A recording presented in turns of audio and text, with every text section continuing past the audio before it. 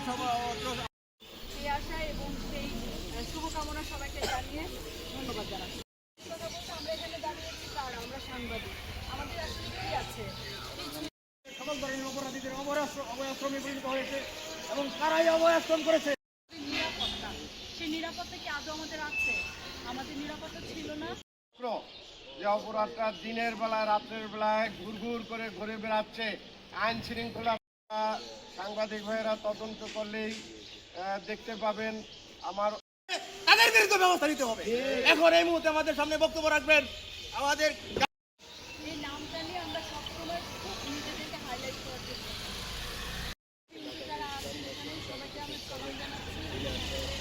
এমন একটা উপস্থিত গাজীপুর প্রেস ক্লাবের সিনিয়র সাংবাদিকবৃন্দ, গাজীপুর সাংবাদিক ইউনিয়ন নেতৃবৃন্দ এবং গাজীপুরের সবচেয়ে পিক পয়েন্ট যে চান্দনা চৌরাস্তা, সেই চান্দনা চৌরাস্তাটি অপরাধের একেবারেই অভয়ারণ্য হয়ে গেছে। চান্দনা চৌরাস্তায় একজন সাংবাদিককে প্রকাশ্যে কুপিয়ে হত্যা করেছে একদল। কারা তাদের শেল্টার দেয় কারা, প্রত্যেককে এটা বের করতে হবে এবং আমাদের সহকর্মী যাকে হত্যা করা হয়েছে তার বিচার করতে হবে। বিচার কার্য সম্পন্ন হয়ে সাংবাদিকরা গাজীপুর সাংবাদিক ইউনিয়নের পক্ষ